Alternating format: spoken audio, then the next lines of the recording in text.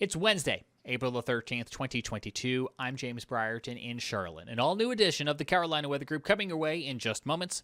Our guest is Adam Warwick. He is the Fire Project Manager at the Nature Conservancy of North Carolina, and we're going to be talking about the spring fire danger. You don't want to miss it. This was an episode that was available early to all of you who support us at Patreon, patreon.com/Carolina Weather Group for $3.99 a month. Not only do you help keep this show on the air, but you unlock early access to interviews just like the one you're about to see with Adam. And we have 3 or 4 others right now up at patreon.com/Carolina Weather Group. If you want to jumpstart your Carolina Weather Group binging, you can do that while also supporting our show.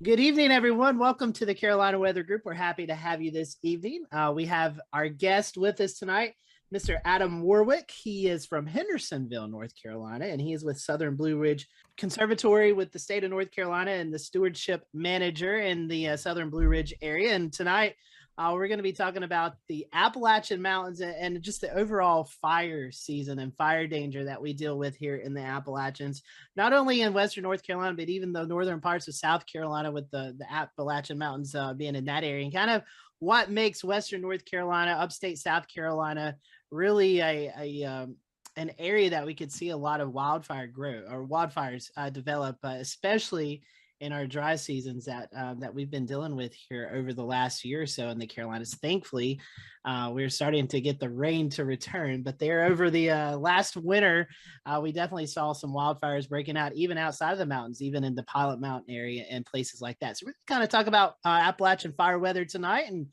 we encourage you to follow along with the conversation, and you can tweet us or Facebook us some questions, and we'll be monitoring those throughout the show. So, Adam, welcome to the show. I know not necessarily in the meteorology world, but I'm going to give you our first question we give all of our guests, and kind of tell us about your story. How did you get involved in really focusing on wildfires in the Appalachian Mountains and especially here in the Carolinas? I'll say that I grew up in Knoxville, and I was always just fond of animals. My whole family is that way. We're just kind of animal people, and I grew up doing things like hunting and fishing, and but one of the fondest memories is just sitting on the back porch and birding with my grandmother.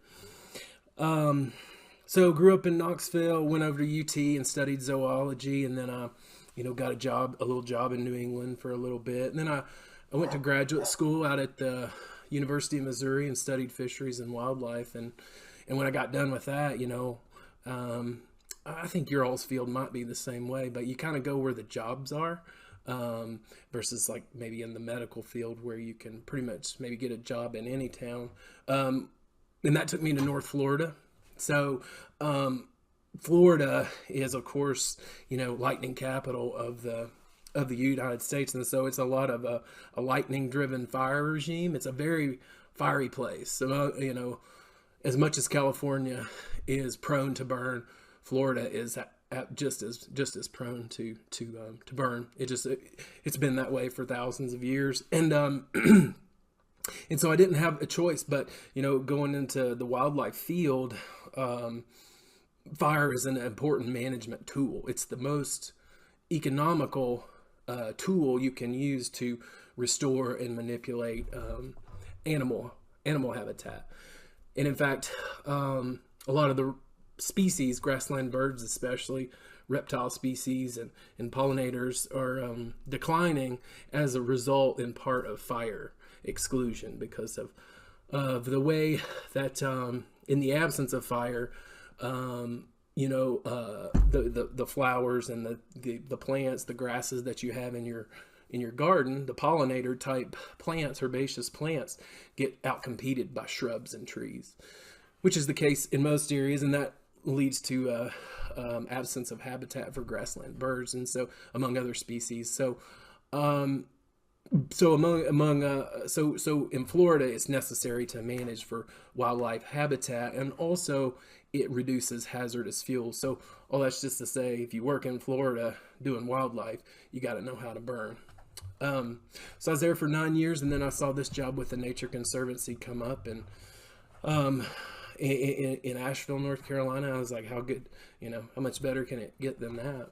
So so I jumped on it, and been here just yesterday was 9 years, and I've been building the Southern Blue Ridge Fire Program for the Nature Conservancy, and working in an entity called the Southern Blue Ridge Fire Learning Network, which I can tell you more about. But that's it. And so when you ask me how long have I been working in wildfire, I deal much more in prescribed fire.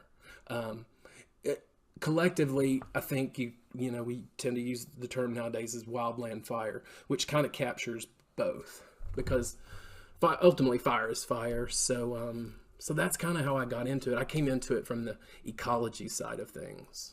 The common folk who may not know a lot about fire weather, or maybe a weather enthusiast, but doesn't really understand the wildfire element.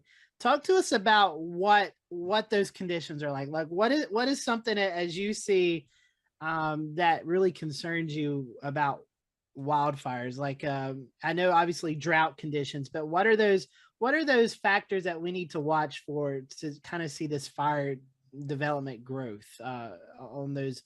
I guess, Jared, we have those fire danger days that we see, red flag warning days, but what elements kind of lead up to that to really say, all right, we need to watch this day for the potential of wildfires or fast spreading fires? Yeah, so you're kind of sitting there looking at your front, your front's coming through from the west, and it's bringing rain or cooler weather, and then you got that dry high pressure behind it. And so generally when you got that rain front, and if overall you're in a dry pattern, and then you get that front come through, and maybe the rain doesn't quite pan out, it really doesn't dampen the fuels for very long, because you're kind of in this little short-term drought. So then behind that front, as you know, we get those dry northerly winds and the unstable atmosphere, and the really when the atmosphere is unstable, it can cause a dramatic fire behavior, really erratic fire behavior, because you got that vertical lift. When we're doing a prescribed fire, we look for those days, because our biggest challenge to prescribed fire is the smoke management. So we need higher transport winds and higher mixing height. If you go over to the wildfire side, then going in the briefing that morning that, hey, that front came through and it didn't give us any rain last night, so be on your toes. And what that means then is, Mr. Johnson, it was Sunday, and he was burning leaves in his backyard, and it was kind of damp out, so it's no big deal. And then that front comes through Sunday night. He goes to work the next morning and thinks his fire's out. But then those winds kick up 15, 20 miles an hour, and your humidity might get down into 20% is really low for us. So, but when it gets down there, that's when overall your dry pattern has those leaves, which is our main fuel. It dries those out really quick. The more open the woods are, the faster it dries. The more closed and dense and shaded, the longer it takes for those fuels to dry out. But it's a mixture. It's that combination of high pressure, vertical lift, low humidity, and winds 10 to 15 miles an hour with, if you mix in like these 25, 30 mile an hour gusts, that's enough to stoke a fire and get it going. And so then, we roll out, we try to suppress a fire. The fire department's first on the scene, and in the mountains, the challenge we have is that fire burns really fast uphill, faster than you can catch it almost by running, if you were able to run up the hill. And so we arrive, and that fire is generally running uphill. And as flames go uphill, they're bent over, as you know, and so that preheats the vegetation and the fuels above it, such that it escalates in intensity until it reaches the ridgetop. And when it reaches the ridgetop, it can be in the treetops. The Southern Appalachians have this really unique phenomenon, which is to hold on to those desiccated leaves in the oak trees and things later into the fall. And that's right in our dry season, right? So that's the combination that we had in that 2016, right? We had leaves continually falling, so places would burn, and then they would burn back again, and we would put fire lines in, and the leaves would cover up the fire line. So that's a real unique challenge for the Southern Appalachians, and dealing with wildfire. But it's endlessly fascinating. But the wildfire, those days where we have those winds and low humidity, those are the challenges. And then of course the drought index, the KBDI, we watch that, and our days since rain. Once we get to about 7 or 8 days, 9 days since rain, that's when you'll start seeing fires popping up. Why do you do the prescribed burns in the first place? When we set out and we set up a burn plan for a particular place, we develop our objectives, like what do we want to accomplish. In the Southern Appalachians and in most places, it kind of goes back to habitat for specific species or groups of species. Someone that owns a 4,000 acre plantation and he or she has guests that come and hunt bobwhite quail. Their burning would be to keep the vegetation in a shrub grass stage. So you would burn it about every year or every other year at the latest. Other places like, California or even Southern Appalachians, an agency like a CAL FIRE or a U.S. Forest Service might have a burn next to houses, and so their objective is reduce the hazardous fuels. In our area, mountain laurel is a shrub that burns really, really hot, and a lot of people have it around their homes, and so sometimes we burn to reduce hazardous fuels. Other times there's plant species that are declining because they're light-loving species. They're native plants, and they're light-loving species, sunlight-loving. So crowded forests, like is what we have 95% of today. These species just blink out, and so our bigger concern now is the decline of oak species. We had American chestnut up until the early 1900s, and it got the fungus, drawing a blank, chestnut blight, and then when they disappeared from the landscape, the oak trees sort of came in to take their space collectively. So now those trees are getting up to 125 years old, 150 years old, and they're starting to die. But a small oak tree, a seedling, after the acorn sprouts, it needs at least 30% full sunlight in order to have enough to meet the photosynthetic demands it needs to grow. So oaks are disappearing and they're not coming back because there's not enough fire in the woods and not enough light getting to the forest floor.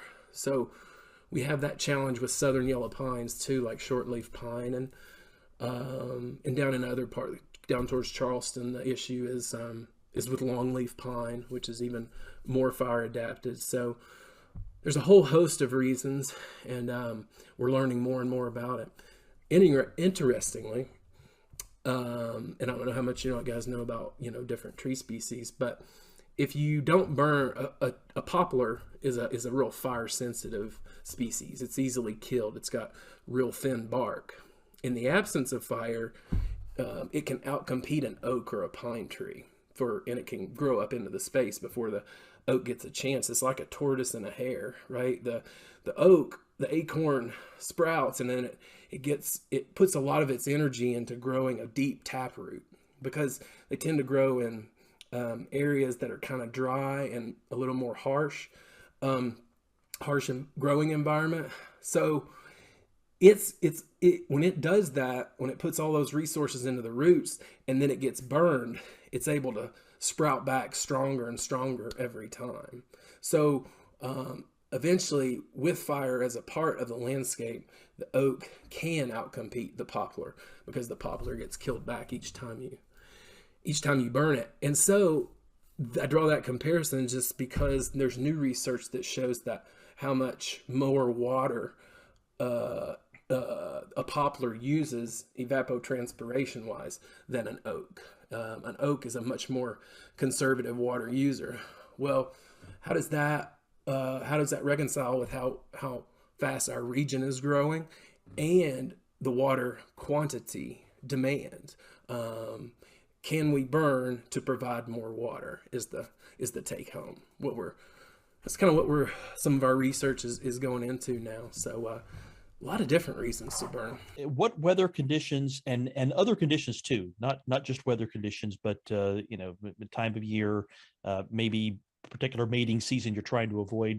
What are you looking for when conditions are you looking for to do a prescribed burn? Well, our best months of the year are February, March, and April. I think April's the best. And most favorable. We get these days where humidity's in the 20s and we've got a little bit of breeze to help us out, but a lot of times it's not too crazy of a breeze. And then in the fall, in the dry period, when the leaves are coming off, the thing that carries our fire in the understory is hardwood leaf litter. And so when it's fresh, before it's been compacted by the snow over the winter, fall burning is really great. In fact, and these were the traditional times that the Cherokee would burn. In the fall, they would burn to expose chestnuts for them to harvest. It was integral to their food supply, as were acorns from oaks. And so they would burn in the fall to skim off the leaf litter and expose the chestnuts, and then harvest those. And then in the spring, they would burn to basically, it's kind of like fertilizing your garden, in the spring, because you release all those nutrients in the above ground biomass, and it burns to ash and goes back into the soil, and it's kind of basic rather than acidic, and so it's really good for plants. And they would, have later farms and things, and so blueberries, for example, love to be burned. The highest production they have is 2 years after the second year after a burn, in terms of berry production. So spring and fall, and we're right in the heart of burn season right now. So it's the Appalachians. So it all depends on how these rain events come across, and then how hard does the wind blow behind that front, and how low does the humidity get, and how many dry days can we get out of that? Because the first 2 days of rain after a rain are usually a no-go. The third day is iffy. But see, then a lot of times we get hosed because then the next front's coming through. And so that initial cloud cover is building in, and that traps our smoke down. And with inversions in the mountains and trapping that smoke, that's like our first screening tool. You go on the North Carolina Forest Service website in the morning, and you want to burn, and you look, and they're like, oh, it's a Category 2 day, which is basically based on the ventilation rate range. That's the transport winds times the mixing height to get your vent rate. And when you have those initial clouds come in ahead of that front, it will keep that smoke, and it'll make it a burning category where we're not allowed to burn legally. It can go on to interstates, and Florida during those years had those bad events where they put smoke on the interstate, and you'd have a 50-60 car pile up, and you don't want to send it to a hospital, you don't want to send smoke to a nursing home. But when we burn, in the mountains, you got to get that smoke up and out, because once that inversion sets in, it's going to push that smoke down valley. It's going to settle in whatever town is sitting down there, and you're going to get in trouble. You're going to get calls when they trace it back to who was burning. So we really, it's all about those little weather patterns. Overall, we're in a dry spell, which is good for us, I think, as far as burning conditions. And so, Now it's just a matter of timing, but I feel good about it. Suppose someone wants to know if there's prescribed burns coming up in their area. What are ways they can look to find out in advance when there's going to be a prescribed burn nearby? You can get on the email list of the U.S. Forest Service. With prescribed burning on the state level, I think the Wildlife Commission and the Forest Service do similar outreach through radio and newspaper announcements, and we'll call the neighbors and things like that. But I guess there is no real one-stop shop for going on and looking. You know what you could do, actually? Before we do a burn, the day before, we log on to the National Weather Service and get a spot weather forecast. And then the morning of, we get another one about 6 a.m.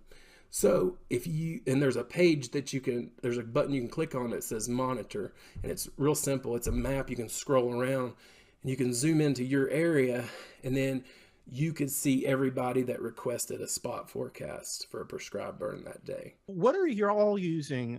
What kind of tooling are you guys using to, keep an eye on things and kind of find those hot spots? Drones, a lot drones are becoming super popular and super valuable. The way that they can sense, we can get done with a burn or a wildfire, especially out west. It's like, the West is crazy. I was in Northeast Oregon this summer, and it's like the dirt burns out there. It's like, it's so dry that there's little fragments of roots in amongst the mineral soil, which, mineral soil can't burn, but it almost does out there. And it's burning the organic matter that's in there. And it's like, it's so dry, it's hard to put out a fire out there. You got to put so much water on it. And so we historically just do that by hand. We go around and we sit on a spot and we look for smoke, the slightest smoke. Then we go over there and we dig and we stick our hand down there and feel around to where the heat's coming from. Now with a drone, you can do that remotely. And so we're finding a lot more hot spots, around the perimeter. And then we also can use those drones to survey dead trees next to the perimeter of our burn unit are a real challenge. Snags is how we refer to them. But basically, they'll catch on fire much easier when we're doing a burn or a wildfire. And then you'll go home and it'll start spewing embers out of your burn, out of the area past your fire line. And then so we go in before we do a burn or on wildfires, and we really have to take down those trees, or at least rake around them where they won't catch fire. But it's so hard. They're just so duffy and dry and receptive to fire that, especially out west. So, long before that, we are using remote sensing to look at the tree canopy to monitor as time goes on.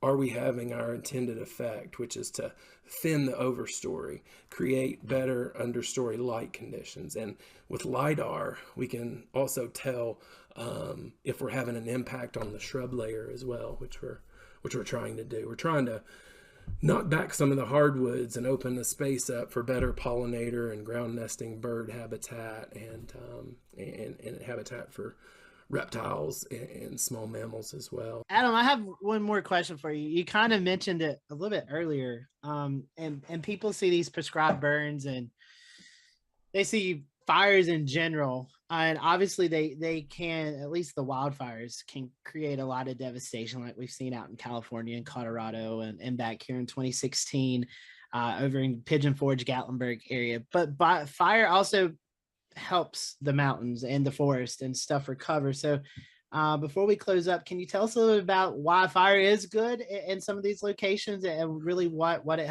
helps promote? Native American people have been burning areas all over the United States, but in the Southern Appalachians for about the past 4,000 years, from what we can tell from tree rings and soil charcoal studies.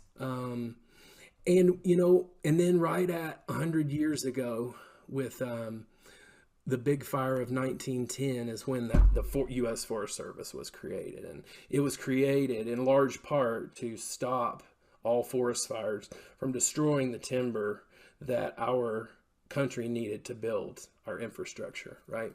And so ever since then, we've just gotten better and better and better at suppressing fire. Well, now we're to a point, and along the way, scientists would say, hey, this might not be the best idea.